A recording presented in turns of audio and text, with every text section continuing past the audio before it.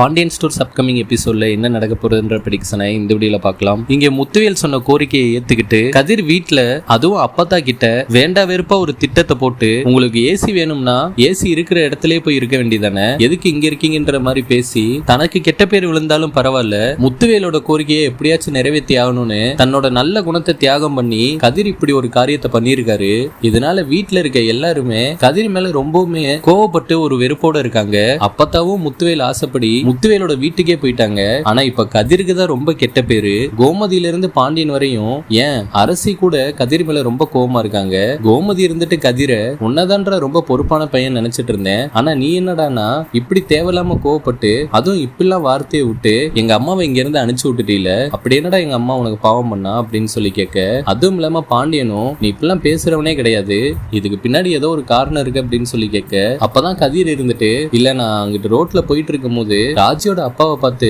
சிலர் இருந்துட்டு உங்க அம்மாவை கூட உங்களால வச்சு பாத்துக்க முடியாதா அப்படின்னு சொல்லி கேட்டாங்க. அது எனக்கு ஒரு மாதிரி இருந்துச்சு, அதனாலதான் நான் இப்படி நடந்துகிட்டேன் அப்படின்னு சொல்ல, உடனே பாண்டியன் இப்பெல்லாம் நடந்திருக்குன்னு எங்கள்கிட்ட சொல்லியிருந்தா நாங்க நாசுகா பேசி அனுப்பிச்சிருப்போம்ல, அதை விட்டுட்டு இப்படிதான் நீ நடந்துக்கணுமா அப்படின்னு ரொம்பவுமே கோவப்பட்டு ஒரு வெறுப்போட கதிரை பேசிட்டு கிளம்பிடுறாங்க. அதுவும் இல்லாம ராஜிக்கு வேற ஒரே சந்தேகம், நீ சொல்ற காரணம் எதுவுமே சரியில்லை, நீ ஏதோ பொய் சொல்றியோன்னு தோணுது, இதுக்கு பின்னாடி வேற ஒரு காரணம் இருக்கு, அது என்னன்னு தான் தெரியல, ஆனா நீ இப்படி நடந்துகிட்டது எனக்கு சுத்தமா பிடிக்கல அப்படின்னு சொல்லிட்டு இருக்காங்க. அதே சமயம் அடுத்த நாள் காலையில ராஜிக்கு இது ஒரு மாதிரி உறுத்தலாவே இருந்துட்டு இருந்தது. இதனால நேரா கதிர் கிட்ட வந்து எனக்கு மனசுக்கே ஒரு மாதிரி இருக்கு, அதனால நம்ம கோவிலுக்கு போயிட்டு வரலாம் அப்படின்னு சொல்ல, சரின்னு சொல்லிட்டு கதிருமே ராஜிய கோவிலுக்கு கூட்டிட்டு போக கரெக்டா அந்நேரம்னு பார்த்து முத்துவேலுமே கோவிலுக்கு வந்துடுறாரு. ராஜியும் கதிரும் முத்துவேலை பார்க்க, அப்பதான் முத்துவேல் இருந்துட்டு நேரா கதிர் கிட்ட வந்து நான் சொன்னதை கேட்டு எங்க அம்மாவை என் கூட அனுப்பிச்சு விட்டதுக்கு ரொம்ப நன்றி அப்படின்னு சொல்ல, அப்பதான் ராஜி ரொம்பவுமே கோவமா, ஓ அப்ப இதெல்லாம் உங்களோட வேலை தானா, உங்களால கதிருக்கு தான் கெட்ட பேரு,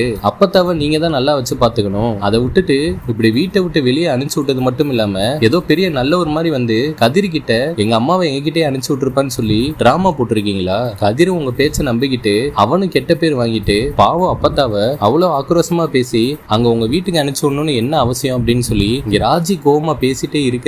முத்துவேல் வேற என்ன பேசுறதுன்னு தெரியாம தலை குனிஞ்சு நின்னுட்டு இருக்காரு. அப்பதான் கதிர் இருந்துட்டு ராஜி கொஞ்ச நேரம் வாய மூடிட்டு சும்மா இருக்கியா அப்படின்னு சொல்லிட்டு இருக்க, நீ சும்மா இரு கதிர், அப்பத்தா மேல உண்மையிலே பாசம் இருந்திருந்தா அவங்க இப்படி வீட்டை விட்டு வெளியே அனுப்பிச்சிருப்பாங்களா, எதுக்கு உங்ககிட்ட வந்து இப்பெல்லாம் பேசணும் அப்படின்னு சொல்லிட்டே இருக்க இங்க கதிர் இருந்துட்டு இவ வேற உண்மை என்னன்னு தெரியாம பேசிட்டு இருக்கா அப்படின்னு ரொம்பவுமே டென்ஷன் ஆறாரு. இதனால ராஜி கிட்ட அஜி நீ கொஞ்சம் வாய மூடிட்டு சும்மா இரு, விஷயம் என்னன்னு தெரியாம உன் இஷ்டத்துக்கு பேசிட்டே இருக்காத, அவர் பாவம் அவர்கிட்ட ஏன் இப்பெல்லாம் பேசிட்டு இருக்க, அவர் உங்க அப்பா தானே அப்படின்னு சொல்லி கேட்டுட்டு இருக்க, என்னதான் அப்பாவா இருந்தாலும் பெத்த அம்மாவை வெளியே அனுப்பிச்சு விடுறதுக்கு எப்படி மனசு வரும், இந்த விஷயத்துல அப்பா அம்மா எல்லாம் நான் பாத்துட்டு இருக்க மாட்டேன், அவங்க பண்ணது தப்பு தான், தப்பு பண்ணது மட்டும் இல்லாம உன்ட்ட வந்து இப்படி கேட்டிருக்காங்க, அதுக்கு நீயும் சம்மதிச்சுட்டு அப்பத்தாவா அவங்க வீட்டுக்கு அனுப்பிச்சு விட்டுட்டு இல்லன்னு புலம்பிட்டே இருக்க, இதனால ரொம்ப டென்ஷனான கதிர் வாயை மட்டும் கொஞ்சம் சும்மா இரு ராஜி அப்படின்னு ரொம்ப கோவமா கத்திடுறாரு. முத்துவேல் கிட்டையும் ராஜி பேசினதுக்காக நான் மன்னிப்பு கேட்டுக்கிறேன், நீங்க தப்பா எடுத்துக்காதீங்க அப்படின்னு சொல்ல, நேரத்துலதான் பரவாயில்ல அவ பேசுறது சரிதானே, என்னதான் இருந்தாலும் எங்க அம்மாவை நாங்க வெளியே அனுப்பிச்சிருக்க கூடாது, நாங்க பண்ணது தப்பு தான்,